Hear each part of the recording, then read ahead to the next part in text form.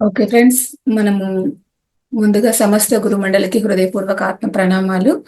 అలాగే మనల్ని ప్రతినిత్యము వెన్నంటి నడిపిస్తూ ఉన్నటువంటి ఇంత చక్కటి ప్లాట్ఫామ్ ని ఇచ్చి నిరంతరం సజ్జన సాంగత్యము ధ్యానము కొనసాగించుకునేందుకు మనకు అవకాశాన్ని ఇచ్చినటువంటి వంశీకరణ్ గురువు గారికి హృదయపూర్వక ఆత్మ ప్రణామాలు. అలాగే వింటున్న మీ అందరికీ కూడా నా కృతజ్ఞతలు ఫ్రెండ్స్. అలాగే మనము ముండకోపనిషత్తు మనము ఈ జ్ఞానాన్ని ఆ గత క్లాస్ లో కూడా ఆ జ్ఞానాన్ని తీసుకున్నాము. అందులోనే మరింత జ్ఞానాన్ని ఈ క్లాస్ లోనూ కూడా తీసుకుందాము.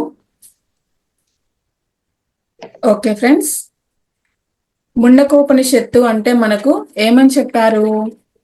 అందులో మన ఆలోచనలు ఎటువంటి థాట్స్ రాకూడదు, వాటన్నిటిని ముండనం చేసుకొని మనము కూర్చోవాలి. అది మనకు ముండనము అంటే ఇంకేదో గుండు కొట్టించుకోవడం కాదు, ఇంకేదో కాదు అని చెప్పడం జరిగింది. ఎవరు ముండనము చేసుకుంటే అతను అంటే ముండనము అంటే ఏంటి అంటే ఏ అభిప్రాయాలు అనేవి ఉండకూడదు, ఏ ఆలోచనలు రాకూడదు. ఈ ఆలోచన పెట్టుకొని కూర్చోవాలి. ఏదైతే మనం సాధన చేస్తున్నామో దాని మీద ధ్యాస పెట్టి కూర్చోవాలి. అది ఎలాగో సాంప్రదాయంతో ముందు మనకు ప్రారంభిస్తుంది ఉపనిషత్తు. ఈ గురు శిష్య సాంప్రదాయంతో ప్రారంభమైంది ఈ ఉపనిషత్తు. ఇది ఒక్కటే అలా ప్రారంభమైంది. దీని అన్నగారు ఎవరు? ప్రశ్నోపనిషత్తు. మనము ముందు క్లాస్ లో చెప్పుకున్నాము ప్రశ్నోపనిషత్తు గురించి. ఈ రెండు అన్నదమ్ములు అంటే అథర్వవేద శాఖకు సంబంధించినటువంటి ఉపనిషత్తులు ఇవి రెండు కూడా. అందులో బ్రాహ్మణోపనిషత్తు ఒకటి, మంత్రోపనిషత్తు ఇంకొకటి. అందులో మంత్రకోపనిషత్తు వచ్చేసి ముండకోపనిషత్తు, బ్రాహ్మణోపనిషత్తు వచ్చేసి ప్రశ్నోపనిషత్తు అనమాట. ఈ రెండిటికి చాలా దగ్గర సంబంధం ఉంటుంది. ముందు ప్రశ్నోపనిషత్తు తర్వాత ముండకోపనిషత్తు చదవడం అనేది ఒక సాంప్రదాయం ఉంది. మరి ఇంకొక సాంప్రదాయం ఏంటంటే ముందు ముండకోపనిషత్తు చదివి తర్వాత ప్రశ్నోపనిషత్తు చదవాలి. ఇది వచ్చేసి శంకర సాంప్రదాయము. భగవత్పాదులు మనకు అలా చెప్పారనమాట. మరి దాంట్లో మ్యాటరు ఒకటే ఈ రెండిట్లో కూడా.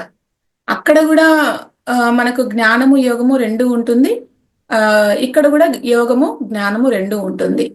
అయితే ఈ జ్ఞానము మనకు వంట పట్టాలి అంటే యోగం కావాలి అన్నాడు. యోగము అంటే మనం అనుకుంటున్నటువంటిది పతంజలి యోగం కాదు. ఇక్కడ భగవద్గీతలో మనకి ఏం చెప్పారు అంటే యోగము అని అంటే జ్ఞానము అనుభవంగా మారాలి, అది యోగము అని చెప్పారు. జ్ఞానము వరకేమో అది పరోక్షము, మరి ఆ యోగమేమో అపరోక్షము. మరి ఆ జ్ఞానమే మనము శ్రవణము, యోగమేమో దర్శనము. ఆ జ్ఞానము, అక్కడున్న జ్ఞానము శ్రవణము, యోగమేమో దర్శనము. కనుక ఇప్పుడు శ్రవణాన్ని దర్శించడం ఎలాగా, దర్శనంగా మార్చుకోవటం ఎలాగా అనేటటువంటి ఈ విషయాన్ని మనకు గురు శిష్య సాంప్రదాయంతో పట్టుకోండి అంటున్నారు. ఎలాగండి? మొదట బ్రహ్మదేవుడు ఉండేవాడు. దేవతలకంతా అతను జ్యేష్ఠుడు. ఆయన గారికి ఒక కుమారుడు, అతడి పేరు అథర్వుడు. ఈ ఉపనిషత్తు అథర్వుడికి చెప్పాడు అంటే అనుభవాన్ని అందించారు ఫస్ట్. ఇది ఇలాగా ఒకరి నుంచి ఇంకొకరికి మనలాగా ఒక బుక్ తయారు చేసి ఆ జ్ఞానాన్ని అందులో పెట్టి ఆ బుక్ని చదువుకొని ఇంకొకరు అది మైండ్కి ఎక్కించుకొని చెప్పడం అలా కాదు. వాళ్ళేంటంటే ఒకరి నుంచి ఇంకొకరికి డైరెక్ట్ గా అందించడం అంతే అప్పుడు. సో అలాగా అనుభవాన్ని అందించారు. అది దీన్ని ఏమంటారు అంటే ఆగమము అంటారు. ఆ అథర్వుడు వచ్చేసి అంగీరుడు అనే అతడికి ఈ జ్ఞానాన్ని అలాగా చెప్పడం జరిగింది. ఇది సాంప్రదాయం అనమాట. అంటే ఒకరి నుంచి ఇంకొకరికి, అతని నుంచి ఇంకొకరికి ఇలాగా వచ్చింది జ్ఞానం అంతా. ఇది సాంప్రదాయం. మరి ఈ సాంప్రదాయం ఎలా వస్తుంది? భరద్వాజ వంశంలో ఉన్న సత్యవహుడు అనే మూడో వాడికి ఈ జ్ఞానాన్ని చెప్పారు. వాడి దగ్గర నుంచి గ్రహించారు అంగీరసుడు. అంటే మొదట మనం చెప్పింది అంగీరుడు, ఇప్పుడు ఇతను అంగీరసుడు. ఇతని దగ్గర 5వ వాడు వచ్చాడు ఆ జ్ఞానం కోసం. వాడు మనలాగా గృహస్థుడు. అంటే అంతవరకు సన్యాసులే చెప్పుకున్నారు ఈ జ్ఞానాన్ని. ఇప్పుడు సన్యాసి దగ్గరికి గృహస్థుడు వచ్చాడు. ఎవడు ముండనము చేసుకుంటే వాడు గృహస్థుడైనా సరే ముండనము చేసుకుంటే వాడి ఆలోచనలు, వాడి ఆమ్, ఇంకా వాడి మైండ్ లో ఉన్నవి అంటే ఈ గృహస్థ జీవితానికి సంబంధించినవి ప్రతిదీ కూడా ముండనము చేసుకుంటే అతడు సన్యాసితో సమానం అన్ని వదిలిపెట్టినవాడు. సో ఎవడైతే ఆ ఆలోచనల్ని కట్టి పెట్టేసి కేవలము నేను బ్రహ్మ విద్య కోసమే అనే కమిట్మెంట్ తో వచ్చి కూర్చున్నాడు ఆ గృహస్థుడు. మనకు కావాల్సింది కూడా అదే కదా. మనము ముండనము అంటే అన్ని ఆలోచనలు కట్టిపెట్టి కూర్చో అనే కదా చెప్తున్నాము. నీవు 96 వాసనలను, వృత్తులను అన్నిటిని పెట్టుకొని కూర్చొని ఉన్నప్పుడు నీకు అనుభవం ఎలా వస్తుంది? నువ్వు కూర్చున్నావు ఆ జ్ఞానం పొందాలి అని, దర్శించాలి అని. నువ్వు నీ జీవితానికి సంబంధించిన 96 వాసనలు, నీ జన్మలకు సంబంధించినవన్నీ కూడా, ఆలోచనలు అన్ని కూడా పెట్టుకొని కూర్చుంటే నీకు అనుభవం ఎక్కడి నుంచి వస్తుంది? నువ్వు కూర్చునే విధానంలోనే నువ్వు ముండనం చేసుకొని కూర్చోవాలి కదా అని ఇక్కడ చెప్తున్నారనమాట. అంటే ఎలా ఉంటుంది అని నువ్వు చాపల్యంగా అడిగితే మేము చెప్పము అసలు. ఇప్పుడు ఒక డాక్టర్ దగ్గరికి వెళ్ళి నువ్వు చెప్పావు అనుకో, నువ్వు ఇలా ఆపరేషన్ చేయండి, థియేటర్లో ఇలాగ చేయండి అని చెప్పినావు అనుకో, మనం వెళ్ళి డాక్టర్ ఏమంటాడు? నోరు మూసుకు నువ్వు బయటకు వెళ్ళు, నీకేం తెలుసు ఈ సబ్జెక్ట్ గురించి, నీకు ఈ ఆపరేషన్స్ గురించి నీకు తెలుసా, నువ్వు ఫస్ట్ బయటకు వెళ్ళు అని అంటాడా లేదా డాక్టర్? అలాగా అనమాట. స్ట్రిక్ట్ గా చెప్తుంది ఇక్కడ మనకు ముండకోపనిషత్తు. ఎలా కూర్చోవాలి అంటే నీ వాసనలన్నిటినీ, నీ వృత్తులన్నిటినీ పక్కన పెట్టు. ఫస్ట్ పక్కన పెట్టేసి నువ్వు కూర్చో.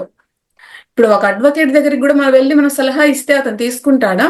నువ్వు ఎప్పుడు వెళ్ళాలి, కోర్టులో ఏం వాదించాలి, ఇవన్నీ మనం పోయి సలహాలు ఇస్తే అతడు ఏమంటాడు? అతడికే స్ఫురణకు వస్తుంది ఎప్పుడు ఏం చేయాలి, ఎలా మాట్లాడాలి, ఏ టైంకు వెళ్ళాలి, ఇవన్నీ అతడికే తెలుసు. మనకు కాదు తెలిసి మనం కాదు చెప్పాల్సిన సలహాలు ఇలాంటివి. సో అలాగా స్ఫురణకు ఎవరికి వాళ్లకు వస్తుంది. ఆ స్ఫురణే దర్శనము. మనకు కూడా మనం ఏం చేయాలి అన్నది మనతో మనం ఎప్పుడైతే ఉంటామో అప్పుడు మనకు దర్శనం అనేది వస్తూ ఉంటుంది. మన ఇన్నర్ నుంచే మనకు, మన నేను నుంచే మనకు వస్తూ ఉంటుంది. అది దర్శనము. అందుచేత మామూలు లౌకిక విద్యలకే ఇంత శ్రద్ధ భక్తులు, మనకు ఇంత దీక్ష కావాల్సి ఉంది. ఒక యజ్ఞం చేసినట్టే చేయాలి. పిల్లలు చిన్న వయసు నుంచి వాళ్ళు మామూలు ప్రాపంచిక విద్యలను నేర్చుకోవాలి అంటే వాళ్ళు ఎంత కష్టమో వాళ్లకు. అంటే వాటికే ఇంత శ్రద్ధా భక్తులు పెట్టి దీక్షగా మనం చేస్తూ ఉన్నామే ప్రతి ఒక్క పనులకు కూడా, ప్రాపంచికమైన వాటికి. మరి ఇది అల్లాటప్ప విద్య కాదు, ఇది బ్రహ్మ విద్య మనం తీసుకునేది. దీనికి ఎంత దీక్ష ఉండాలి మనకి. ఇక్కడ వింటూనే ఉంటారు, మళ్ళీ అందరూ కూడా పూజ పునస్కారాలు అంటారు, తీర్థయాత్రలు అంటారు, మళ్ళీ అశ్వద్ధ ప్రదక్షిణాలు అని అంటారు, మళ్ళీ నా వాళ్ళకి బాగా జరగాలనే భావంతో నవగ్రహ ప్రదక్షిణాలు అని అంటారు. ఇక్కడ ఇలాగ 35 మంది ఈ భావనతోనే ఉంటున్నారు. వీళ్ళందరూ మళ్ళీ పనికి వస్తారా ఈ అద్వైత శ్రవణం చేయడానికి? ఇలాంటి వాళ్ళు. ఇక మననం ఏంటి? ఇంకా అక్కడ ఎక్కడి నుంచి వస్తుంది మననము? శ్రవణం దగ్గరే మొత్తం అంతా తలకిందలుగా ఉంది. సో ఇంకా నిధిధ్యాసన ఏంటి? అసలు ఎలా వస్తుంది? ఇంకా దర్శనం ఎలా వస్తుంది? కనుక ఉపనిషత్తు అంటే ఎంత కమిట్మెంట్ తో కూర్చోవాలో ఇక్కడ మనకు అర్థమయ్యేలాగా చెప్తున్నారు. సౌనకుడు వచ్చాడు అంటే సునక స్వభావం కలవాడు వచ్చాడు అంటే విశ్వాసానికి సంకేతము. సునకము అంటే విశ్వాసానికి సంకేతం కదా. సునకాన్ని మనం తక్కువ చేసి చూస్తాం, కుక్కని. కానీ చివరి వరకు ధర్మరాజుతో వెళ్ళింది సునకం ఒక్కటే. అందుకనే సునకాన్ని కూడా మనము తక్కువ చేసి చూడకూడదు. అంటే విశ్వాసానికి ప్రతీక అది. మరి సౌనకము అంటే అర్థము చెప్పారు. సౌనకాది మహర్షులు అంటే ఎవరు? సునక స్వభావము అంటే శ్రద్ధ, విశ్వాసము. దాని మీద విశ్వాసం ఉండాలి. విశ్వాసం ఉందా? కూర్చో. మరి పరిపరి విధాల పోకూడదు నీ ఆలోచన. అప్పుడు అలాగ నీ మనసును పరిపరి విధాలుగా పోనీయకుండా నువ్వు పెట్టుకోగలగాలి. చెప్పింది అట్లాగే మనసుకు నువ్వు పట్టించుకోగలవు, అప్పుడు మాత్రమే. సో సన్యాసి కాదు గృహస్థుడు అలాగా పట్టించుకోగలిగిన వాడు. అంటే సన్యాసి గృహస్థుడు అన్న తేడా ఇక్కడ లేదు. సన్యాసి అంటే అన్ని వదిలేసిన వాడు, గృహస్థుడు సైతము అన్ని మండనం చేసుకుని కూర్చున్నవాడు ఇక్కడికి వచ్చి. సో ఈ ఇద్దరికి తేడా ఏమీ లేదు. నీవు బాహ్యంగా చూస్తున్నావు అంటే ప్రాపంచికంగా చూస్తూ ఉన్నవాడు. దాని ఆంతర్యం చూడమని ఇక్కడ ఉపనిషత్తు చెప్తుంది. నువ్వు అలా చూడగాకు ప్రాపంచికంగా బాహ్యంగా, దీని ఆంతర్యం ఏంటో చూడు ఫస్ట్ అని ఇక్కడ మనకు చీవాట్లు పెడుతుంది ఉపనిషత్తు. నీకు ఉపనిషత్తు సాంప్రదాయమే తెలీదు, ఏది తెలిస్తే సర్వము తెలిసిపోతుందో అలాంటి విద్యను కావాలి అన్నాడట అతను. చాందోగ్యం చెప్పింది అదే, బృహదారణ్యకము చెప్పేది కూడా అదే, ఈశావాస్యం కూడా మొదట మనకు చెప్పింది, ప్రశ్నోపనిషత్తు కూడా ఇది అందుకుంది, ముండకోపనిషత్తు మనకు తేల్చి పారేసి చెప్పేస్తోంది. ఇక బృహదారణ్యం వరకు ఇదే మనకు నలగొడుతుంది ఈ సబ్జెక్ట్ నే. తొందరపడకు, అడగటమేమో నువ్వు అడిగావు కానీ నీవు నిలుస్తావా? అడిగావు నువ్వు, కానీ నువ్వు అడిగిన దాని మీద నిలబడగలవా నువ్వు? నేను కూర్చొని చెప్తూ ఉన్నప్పుడు నీవు కదిలితే గనక చంపుతానంటుంది. సో ఇది ఎలా ఉంది అంటే, మహాభారతంలో ఒక కథ ఉంది. మరుత్ అనే చక్రవర్తి ఒక పెద్ద యాగము చేయబోతున్నాడు. దానికి బృహస్పతిని పిలిచాడట. బృహస్పతి నేను రాను పొమ్మన్నాడట. దేవేంద్రుడికి కోపం, మీరు యాగాలు యజ్ఞాలు చేసి నా పదవి కొట్టేస్తారని. ఏమంటే మీరు అక్కడికి వెళ్ళారట, నేను ఒప్పుకోను అని చెప్పి భూలోకానికి ప్రయాణమే రాబోతున్న అతడు, ఆ పురోహితుడు ఆగిపోయాడు ఈ దేవేంద్రుడి వల్ల. అక్కడ పురోహితుడు అంటే అక్కడ కూడా పురోహితుడు వెళ్తున్నాడు. నీవు ఇక్కడికే వస్తావేమో అని, నీవు వెళితే చంపుతా అని అన్నాడు అక్కడ పురోహితుడిని దేవేంద్రుడు. భయపడి ఆయన అక్కడే కూర్చున్నాడు. అప్పుడు నారద మహర్షి వచ్చాడు ఆ మరుత్తుని దగ్గరికి. మహానుభావ, బృహస్పతి రానంటున్నాడు, ఏం చేయాలి? వాడు రాకపోతే ఏంటయ్యా? నారదుడి గురించి చెప్పాలా? వాడి తమ్ముడు ఉన్నాడయ్యా, ఆ వాడిని పట్టుకో నువ్వు, బృహస్పతి కంటే కూడా మించిన వాడు అతను అని అనగానే, వాడెక్కడుంటాడండి? వాడి పేరు సంవర్ధుడు, వాడు అరణ్యంలో తిరుగుతూ ఉంటాడు, వాడు అవధూత, బృహస్పతి కంటే మించినవాడు, అంత మహానుభావుడు, తిరుగుతూ ఉంటాడు, దగ్గరికి ఎవ్వరిని రానివ్వడు. నీవు ఏం చేస్తావో ఏమో తెలీదు, నీవు అక్కడికి వెళ్ళావు అంటే ఇసిరి కొడతాడు, నానా తిట్లు తిడతాడు, రాళ్ళు రప్పలతో కొడతాడు. జాగ్రత్త, వాడి దగ్గరికి వెళ్ళడము అసాధ్యము. ఎవరు పంపారు అని అడిగితే నారదుడు పంపాడు అని చెప్పు. వాడు ఏమయ్యాడు అని అడిగితే వాడి చితి పేర్చుకొని వాడి చచ్చిపోయాడు, నారదుడు భస్మైపోయాడు అని చెప్పు, బతికున్నాడు అని చెప్పకు. ఇన్ని జాగ్రత్తలు చెప్పి పంపించాడు. చాలా చిత్రంగా ఉంటాయి కదా ఆ కథలన్నీ కూడా. సో వ్యాస మహర్షి బ్రెయిన్ అది అలాగా. వీడు బయలుదేరాడు, వెళ్ళాడు. వాడు నానా తిట్లు తిట్టడము కొట్టడము అంతా చేస్తూ కూడా అలాగే ఇతను నడుచుకుంటూ అతని దగ్గరికి వెళ్ళిపోయాడు. మీరేమైనా చేయండి, చంపండి, నేను మిమ్మల్ని అయితే వదిలిపెట్టను అని చెప్పేసి పాదాభివందనము చేస్తే ఇలా చూసి, లే, ఎవరు పంపించారు నిన్ను అంటే నారద మహర్షి. ఏమైపోయాడు వాడు? బుడిదిపోయాడు. చాలు, రా కూర్చో, ఏం కావాలి నీకు? ఒక పెద్ద యజ్ఞము చేస్తున్నానండి, మీ అన్నగారు రమ్మంటే రారు. వాడి మాటలు చెప్పకు నాకు, వాడు ప్రొఫెషనల్, వాడిని వదిలేయి. ఏం చేయమంటావు? వచ్చి కూర్చొని మీరు యజ్ఞం నిర్వహించండి. సరే వస్తాను, నేను కదలను, వచ్చి అక్కడ కూర్చుంటా, కదలను. మరి నీవు కదిలితే నిన్ను చంపుతా, నేను మాత్రము కదలను అంతే అని చెప్పేసి అన్నాడు. అలాగేనండి, మీరెలా చెప్తే నేను అలాగే వచ్చి కూర్చుంటాను అని అన్నాడు. ఇక ఆ దేవేంద్రుడు వర్షం కురిపిస్తున్నాడు. యజ్ఞం జరుగుతోంది, పెద్ద రాళ్ళు రప్పలు మీద పడుతున్నాయి, పెద్ద పెద్ద అగ్ని జ్వాలలు చుట్టూ కమ్ముకుంటున్నాయి. ఆయన కదలడు, ఇతడు కదలడు, వీరిద్దరు ఇద్దరే. సో అప్పుడు సంతోషించాడు సంవర్ధుడు. నువ్వు మహానుభావుడివే, జనకుడిలాగా తయారయ్యావు, నేను చాలా సంతోషించాను అని చెప్పి ఆయనకు వరాలిచ్చి వెళ్ళిపోయాడు. ఇది ఒక పెద్ద కథ. సో ఇది కథగా కనిపించదు, ముండకోపనిషత్తు ఇందులో కనిపిస్తుంది. అంటే నీవు సన్యసించి కూర్చున్నావా? నేను సన్యసించి కూర్చొని ఉన్నాను. మరి మనమిద్దరం చెప్పుకునేటప్పుడు శ్రవణమో మననమో ధ్యానమో ఏం మాట్లాడకు, దర్శనం అయిపోవాలి. ప్రతిదీ కూడా మనం చెప్పుకుంటున్నప్పుడు ప్రతిదీ దర్శనం అయిపోతూ ఉండాలి. నాకు దర్శనం అయిపోతుంది, నీకు కూడా దర్శనం అయిపోతూ ఉండాలి. అపర విద్య పట్టుకుంటే అది జరగదు, అది తెలుసుకో. ఇక్కడ వాటన్నిటిని కట్టి పెట్టేసేయి. అపర విద్య ఏంటండి? అన్నిటినీ పక్కనే ఆ నదిలో పారయ్యి ఆ పరివిద్యకు సంబంధించినవన్నీ కూడా. ఏ ఉపనిషత్తు అయినా ఈ మాటే చెప్పిందా? బృహదారణ్యం వరకు కూడా చెప్పలా. మీ విద్యలన్నీ కూడా అపర విద్యలు, అవి పనికిరావు. ఆనాటి ఋగ్వేదము దగ్గర నుంచి కొన్ని వేల సంవత్సరాల వాగ్వివాదం ఇది. సరే, ఈనాటి కంప్యూటర్ సైన్స్ వరకు కూడా పనికిరాని విద్యలు. ఈ మాట ఆస్ట్రేలియా నుంచి అమెరికా వరకు కూడా ఒక పెద్ద లౌడ్ స్పీకర్ పెట్టి కూడా వినిపిస్తే హడలిపోవాలి. పెద్ద సైంటిస్టులు కూడా నమస్కారం చేసుకోవాలి ఈ భారతదేశానికి. ఈ మాట అన్నందుకు మహర్షులకి రుణపడి ఉన్నారు. అయితే ఇక విద్యే లేదా అండి మరి? అంటే ఏ విద్య కావాలి మనకి? చెప్తాము. ఒక్కటే ఉన్నది విద్య. ఋగ్వేదంతో సహా వేదాలన్నీ పక్కన పారేయి అని చెబుతూ ఉంటే ఉపనిషత్తు అంటావే? ఉపనిషత్తు వేదంలో ఒక భాగము. వేదంలో చివర వచ్చే భాగము వేదాంతం. అది ఉపనిషత్తు. దిక్కు లేకపోతే వేదానికే ఇక ఉపనిషత్తు అంటావే? అయితే ఏ మాట? ఉపనిషత్తు అనే మాట. చిత్రం ఏంటంటే ఉపనిషత్తే ఏమంది అంటే ఉపనిషత్తే పనికిరాదు అంది. అయితే ఇక ఉపనిషత్తు ఏదండి అంటే, మేము చెప్పే ఉపనిషత్తు విను, మాకు రిజల్ట్ ముఖ్యం. నీవు డాక్టర్వా? ఏ మందు ఇచ్చావు అది నాకు తెలీదు. నా రోగం అయితే పోయిందా లేదా అది నాకు కావలసినది. నీవు ఏమైంది? నువ్వు నా రోగాన్ని నయం చేసే మందు అనేది ఇప్పుడు అలా ఉన్నది. ఇప్పుడు ఏమిటట?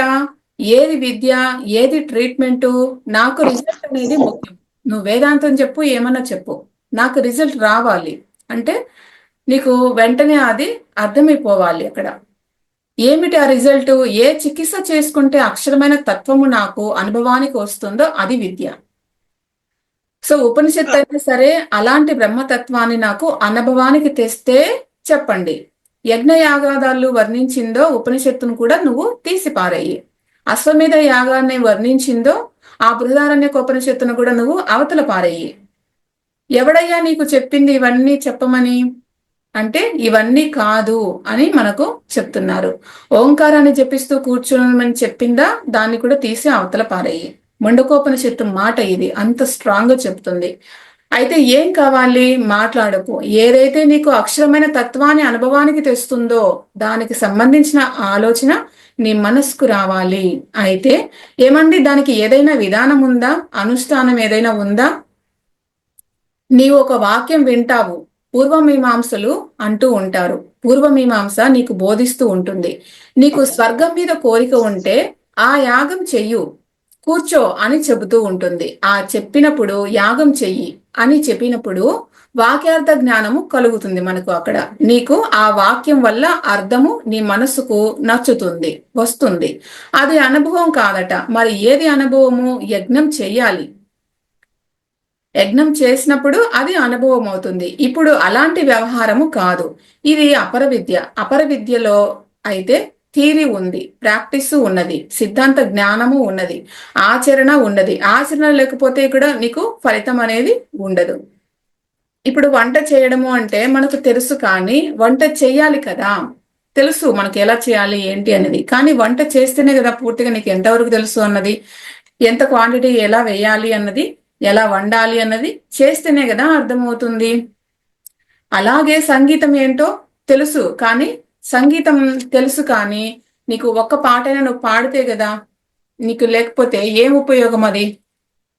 సో ఇలాగా ఇది విద్య, అది పరవిద్య. ఇది అక్కరలేదు. వాక్యార్థంను మనసుకు పట్టించుకోవాలి అంటే చాలు, ఆ జ్ఞానము నీకు కలిగితే చాలు, అదే అనుభవము.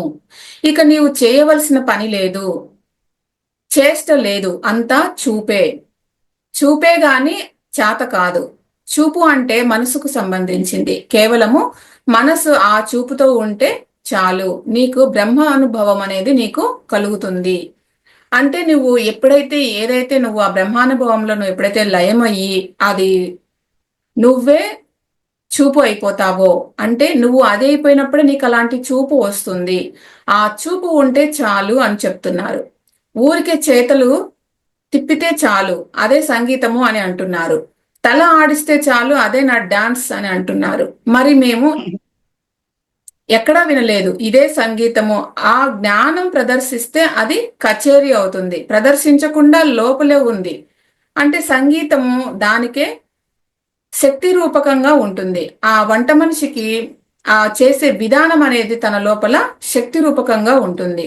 ఒక విద్వాంసుడికి శక్తి రూపకంగా ఉంటుంది ఆ సంగీత కచేరీ చేసే విధానము.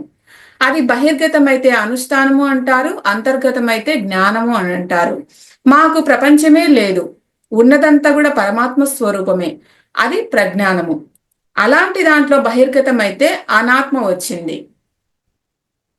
ఇది పాయింట్ బాగా అర్థం చేసుకోండి ఫ్రెండ్స్. మాకు ప్రపంచమే లేదు అంటే ఈ జ్ఞేయ ప్రపంచం అనేది మా దృష్టిలో లేదు. ఉన్నదంతా కూడా పరమాత్మ స్వరూపమే. ఈ ప్రపంచంలో కనపడదంతా కూడా పరమాత్మ స్వరూపమే. సో అలాంటి దాంట్లో బహిర్గతం అయితే అనాత్మ వచ్చింది, అంతర్గతమైతే అంతా కూడా ఆత్మనే. అనాత్మ అంతే ఆత్మగా చూస్తూ ఉన్నప్పుడు మాకు అనాత్మ ఏది? అనాత్మ లేకపోతే ఇక ఆచరణ ఏది? అర్థమేముంది ఇక్కడ? చూపే ఆచరణ. అదే భగవత్పాదులు అంటున్నారు, మన చూసే చూపే ఆచరణ అని. ఎందుకు అంటే అనాత్మ ప్రపంచమే మన కంటికి కనిపించలేదు, ఉన్నదంతా ఆత్మస్వరూపమే కదా. అలాంటప్పుడు మనము దాన్ని ప్రజెంట్ చేయాల్సిన అవసరమే లేదు కదా, అనాత్మ ప్రపంచమే లేదు కదా మా దృష్టిలో. మరి అలాంటప్పుడు నువ్వు ఆచరణ అనేది నీ దృష్టిలో ఏది అంటే నువ్వు చూసే చూపే నీ యొక్క ఆచరణ అని చెప్తున్నారు. అద్భుతమైన జ్ఞానం ఇది ఇలాగ తీసుకోవటం. సో యావత్ జీవము కూడా పడిపడి నమస్కారాలు అనేది చేయాల్సిన అవసరం ఉంది ఇక్కడ ఆ శంకర భగవత్పాదులకి. కేవలము శబ్ద, ఆ మాట వలన నాకు ఒక విషయం తెలిసింది. ఏమిటది? అర్థం. ఆత్మ అనేది ఏమిటో దాని యొక్క జ్ఞానం సంపాదించాము. మాత్ర అది చాలు. నిష్ఠ, దానిలో నిలకడగా ఉంటే చాలు నీ మనస్సు. ఇంకా నీవు చేయవలసింది ఏమీ లేదు, ఆ చూపుతోనే ఉండు అని ప్రశ్నోపనిషత్తు మనకు చెప్పింది. ఏమని? పరిద్రష్టో, దర్శనం చేస్తూ ఉండు, దర్శనం చేస్తూ ఉండు అని చెప్పి మనకు విద్య, అదే మా విద్య అని చెప్పడం జరిగింది. సరే బాగానే ఉంది, ఎలా చేయాలి ఆ దర్శనము? అపర విద్యకు సంబంధించిన ఆ ఆలోచనలు మరి మనం ఫస్ట్ మానుకోవాలి. ఏమిటి అండి అపర విద్యకు సంబంధించినవన్నీ అంటే సమస్త భూతాలకు జన్మస్థానము అది, దానిలో నుంచి సమస్తము వచ్చాయట. వస్తే ఆ వచ్చిన వాటిని పట్టుకొని మూలాన్ని మర్చిపోయిందట ఈ లోకము.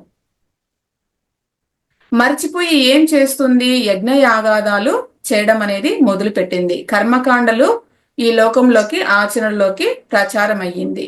అది శ్రేయస్సు అని భావిస్తున్నారు ఈ లోకులంతా కూడా. అంతకంటే మూఢత్వం అనేది లేదని చెప్తున్నారు. ఇది విద్య అని అనుకుంటున్నారు కానీ అది శోచనీయము. అపర విద్యను పట్టుకొని విద్య అని ఊరేగుతోంది ఈ లోకం అంతా కూడా. మా అంత ధైర్యవంతులు లేరు, మా అంత గొప్ప పండితులు లేరు అని సంతోషిస్తూ ఉన్నారు. ఈ కర్మిష్ఠులకు ఆ మార్గమే స్మరించదు, పనికిరారు ఎవరు కూడా. సో కర్మలతో నిండిపోయిన ఈ లోక వ్యవహారం అంతా కూడా కాలుతో తన్ను ఫస్ట్ ముందు ఈ లోకాన్ని. నీకేం కావాలి? బ్రహ్మజ్ఞానం కావాలి. అదంటే నీకు ఈ ప్రపంచమంతా కూడా నీకు రోత పుట్టాలి. ఇక నీవు ఏది పట్టుకున్నా మేము ఒప్పుకోము. కర్మ, ఉపాసన, యోగము ఏది పనికిరాదు. ధర్మ, అర్థ, కామాలు ఈ మూడు కూడా నువ్వు వదిలేయి. ప్రవృత్తే పనికిరాదు. ఆ ఆలోచనలే ఉండకూడదు నీ మనసులో. ఎందుకండి ఎందుకండి అంత కఠినంగా ఉన్నారు మీరు? నిజమే, మేము ఒక్క మాట చెప్తాము. నీవు పట్టుకోవలసింది అకృతము, పట్టుకుంది కృతంతో. నీ పొరపాటు ఏమిటో అర్థమవుతుందా? అకృతము అంటే ఎవరు తయారు చేయనిది. తన పాటికి తానుగా ఉన్న పదార్థము ఎక్కడ ఉంది? సర్వత్రా ఉంది. పట్టుకునేవాడు అదే, పట్టుబడేది అదే, పట్టుకోవడం అనే క్రియ కూడా అదే, అంతా అదే. అలాంటి దాన్ని నీవు ఎలా పట్టుకుంటావో పట్టుకో చూద్దాము. ఈడ ఎంత చక్కగా చెప్పారో చూడండి. పట్టుకునేవాడు అదే, పట్టుబడేది అదే, పట్టుకోవడం అనే క్రియ కూడా అదే, మూడు అదే. సో అలాంటి దాన్ని నువ్వు పట్టుకో. నీవు ఆకాశాన్ని పట్టుకో. నీవు ఎక్కడున్నావు? ఆకాశంలో ఉన్నావు. ఆకాశం అంటే మన కంటికి కనపడేది పైన బ్లూ కలర్ లో ఉందే అది కాదు, అదే కాదు ఆకాశము. ఆకాశము అంటే ఖాళీ ఖాళీ అనమాట, మొత్తం ఖాళీ ప్లేస్. మనం ముందు ఉంటుంది, మన వెనక ఉంటుంది, మన చుట్టూ ఉంటుంది, మన ఇంట్లో ఉన్న ప్రతి ఆకాశం ఖాళీ ఉంటేనే కదా మనం ఏదైనా అందులో పెట్టుకోగలుగుతాము. ఆ ఖాళీనే ఆకాశం అన్నమాట. సో అంటే అంతటా ఉంటుంది ఈ ఖాళీ. ఆకాశం అనేది అంతటా ఉంది అని చెప్పడము. సో అంతటా ఉండేది ఏది అంటే మన ఆత్మతత్వాన్ని ఆకాశంతో మనము ఇక్కడ పోల్చి తీసుకుంటున్నాం అనుభవానికి. సో నీవు ఆకాశాన్ని పట్టుకోవయ్యా. నీవు ఎక్కడున్నావు? ఆకాశంలో ఉన్నావు. నీ లోపల ఏముంది? ఆకాశం ఉంది. నీ వెలుపల ఏముంది? ఆకాశము ఉంది. నీవు పట్టుకునే చెయ్యి ఎక్కడ ఉంది? ఆకాశంలోనే ఉంది. నీ పిడికిలి బిగించావు, దానిలో ఏముంది? ఆకాశమే ఉంది. బిగించక ముందు ఆకాశమే ఉంది. ఏం పట్టుకున్నావు నీ ముఖం ఇక? ఆ పట్టుకోవడము అనేది ఒక నటన. కర్మ ఒక నటన, ఉపాసన ఒక నటన. ఇవన్నీ నటనలు. ఇవి నిజమైన పట్టుకోవటం కాదు. మరి ఆకాశాన్ని ఎలా పట్టుకుంటావు? జ్ఞానంతో పట్టుకో, కర్మతో కాదు. సో ఆకాశాన్ని చేయితో కాదు పట్టుకోవలసింది, ఇలా కూర్చొనే పట్టుకో. ఎలా పట్టుకోవాలి? చూస్తూ పట్టుకో. అది చూపే చేత కాదు. చూస్తూ ఎలా ఆగమం అండి ఇది? ఆగమము అంటే ఏమిటి అనుకుంటున్నారు? చూపుతో పట్టుకో. చూపుతో ఎలా? చూపు ఖాళీ చెయ్యి ఫస్ట్. అంటే ఏమిటి అర్థం? ఖాళీని పట్టుకునే చూపు ఖాళీగానే ఉండాలి. ఈ మైకును పట్టుకునే చూపు ఏమై ఉండాలి? మైకైపోయి ఉండాలి అనమాట. అంటే నా ఆలోచన మైకు తాలూకు బొమ్మను తనలో నింపుకొని మైకును చూడాలి. ఆ బొమ్మే మైకును చూపుతూ ఉంటుంది. అలాంటి ఆలోచనే ఆ మైకుకు దాని యొక్క జ్ఞానాన్ని నాకు అందిస్తుంది. అది సజాతీయము అంటే. ఇప్పుడు ఇక్కడ సజాతీయం ఏంటి? ఖాళీని పట్టుకునేటటువంటి చూపు అన్నమాట. సజాతీయము అంటే ఖాళీని పట్టుకునే చూపు. ఖాళీ అయితే గాని మనం పట్టుకోలేము. సో బాగుందండి ఈ చెప్పే మాట. నీవు ఇప్పుడు ఇప్పుడు ఎక్కడైనా మనము ఉన్నాము, ఒక ప్లేస్ లో ఉన్నాము, ఎక్కడో మనం న్యూయార్క్ లో ఉన్నాము. అక్కడికి వెళ్ళి బెజవాడకు అంటే ఇప్పుడు ఇక్కడ మనమున్న ఏరియాలలో, ఇప్పుడు హైదరాబాద్ గాని ఏదైనా సరే, బెజవాడ గాని కరీంనగర్ గాని, వీటికి సంబంధించిన ఆలోచనలు అక్కడ ఎలా వస్తాయి నీకు? ఎప్పుడు వస్తాయి అంటే నీ చూపు అదే ఉన్నప్పుడు దానికి సంబంధించిన ఆలోచనలు అవి వస్తాయి అన్నమాట. అంటే నువ్వు అది అయి ఉండాలి అని చెప్పడం అనమాట. ఖాళీని పట్టుకోగలిగే చూపు ఖాళీగా ఉన్నప్పుడే నువ్వు పట్టుకోగలవు అని చెప్పడం అనమాట. సో ఇక్కడ పృథ్వీని మనము పృథ్వీ దృష్టితో మనం పట్టుకోవాలి. జలాన్ని జల దృష్టితో పట్టుకోవాలి. తేజస్సును తేజ దృష్టితో పట్టుకోవాలి. వాయువును వాయు దృష్టితో పట్టుకోవాలి. ఆకాశాన్ని ఆకాశ దృష్టితో పట్టుకోవు. అంటే దృశ్యాన్ని పట్టుకుంది. దృశ్యము ఎలా ఉంటే అలాగే దృష్టి మారి దాన్ని పట్టుకోవాలి. దృశ్యం అనేది ఎలా ఉంటే మన దృష్టి కూడా దానిలాగానే మారాలి. అప్పుడే పట్టుకోగలదు అని. ఇప్పుడు ఆత్మను పట్టుకోవాలి, మనకు అర్థమైంది కదా. ఆత్మను పట్టుకోవాలి అని అనుకుంటున్నాము. అది ఎక్కడ ఉంది? సర్వత్రా ఉంది కదా ఆత్మ. ఏ రూపంలో ఉంది? ఖాళీగా ఉంది. ఆ ఖాళీలో ఏముంది? చైతన్యం ఉంది. ఇది వట్టి ఖాళీ అయితే అది చైతన్యంతో నిండిన చిదాకాశము. సో చిదాకాశాన్ని దేనితో పట్టుకోవాలి మనము? చిదాకాశంతోనే పట్టుకోవాలి. ఆ చిదాకాశమే నిర్వికల్పమైనటువంటి మనస్సు. అది దర్శనము. మరి పట్టుకుంటే చాలు. అప్పుడు ఏమైపోతుంది? ఇక్కడ ఏమీ ఉండదు. ఇంకా ఏమీ లేదు అంటే స్థాని లేదు, స్థానము ఉన్నది. అంటే నామరూప క్రియలు ఏమైపోయినాయి? లయమైపోయినాయి. ఆ కళలు లయం చేసుకోవడము అంటే అర్థము, కళలను లయం చేసుకోవడము అంటే లయమైపోవడం. నీవు కంటితో చూద్దాము అంటావేమిటి? నీవు చిదాకాశ దృష్టిని చూడమని నేను అంటూ ఉన్నాను. మిగతా ఇంద్రియాలు అసలే పనిచేయవు. నీవు తపస్సు చేస్తూ కూర్చుంటానంటావేంటి? గడ్డాలు మీసాలు పెంచడమే, అంతకంటే ఇంకా ఆడ తపస్సులో ఏమీ ఉండదు. కర్మానుసారమా? నాన్ సెన్స్ అది. ఉపనిషత్తులు ఇక్కడ మనకు చివాట్లు పెడుతోంది. జ్ఞాన సాంప్రదాయంతో విశుద్ధమైన సత్యాన్ని నువ్వు పొందాలి. అంటే రజో తమో సత్వ గుణాలు ఆవరణ నిక్షేపాలు ఇవి నశించాయి. కేవలము జ్ఞానము తెలుస్తూ ఉండాలి. ఆ జ్ఞానం ప్రసన్నమై ఉండాలి. అప్పుడు నిష్కలము. ప్రశ్నోపనిషత్తు చెప్పిన నీ నిష్కలాన్ని నువ్వు చూడగలవు. జ్ఞాన ప్రసాదము అంటే అర్థము అది. ఒక మాట వినండి, పరమ రహస్యం ఇప్పుడు బయట పెడుతూ ఉంది. మీకు చాలా సంతోషంగా ఉంటుంది, మహాధైర్యం ఇస్తూ ఉంటుంది. గురువు గారు చెప్తూ ఉన్నారు, ప్రతి ఒక్క మానవుడికి జ్ఞానం ఉన్నది, అది కొని తెచ్చుకోనక్కరలేదు, అది అందరి దగ్గర ఉంది. ఏ షాపులోనో దొరుకుతుంది అని చెప్పేసి మనము ఆ షాపులకు వెళ్ళి తెచ్చుకునేది కాదు. మనము షాపుకు వెళ్ళాల్సిన అవసరము లేదు. ఇంట్లోనే ఉంది ఆ పదార్థము, అది జ్ఞానము.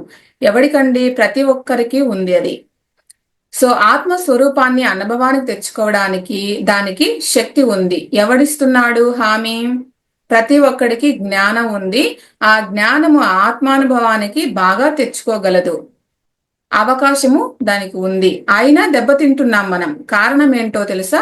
ఈ నామరూప క్రియల తాలూకు ఆలోచనలు మనల్ని చంపుతున్నాయి. దానితో నిండిపోయింది కదా ఈ జ్ఞానం అంతా కూడా. అది కలుషితమైపోయింది. అది జలమే, మేఘంలో నుంచి వచ్చిందే, పరిశుద్ధమైన ఉదకమే. భూమి మీద పడింది, కాలువల్లోనూ పడింది, కలుషితమైన మురికి నీరు వస్తుంది. ఇప్పుడు పంపుల్లోనూ ఏం చేయాలో తోచడం లేదు.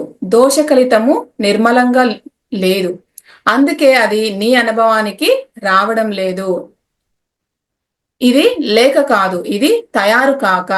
ఎంత చక్కగా ఇందులో గూఢంగా రహస్యాన్ని మీరు అర్థం చేసుకుంటే చక్కగా అర్థమవుతుంది ఫ్రెండ్స్. ఇది మనకు నీరు వస్తోంది. ఎలా వస్తుంది?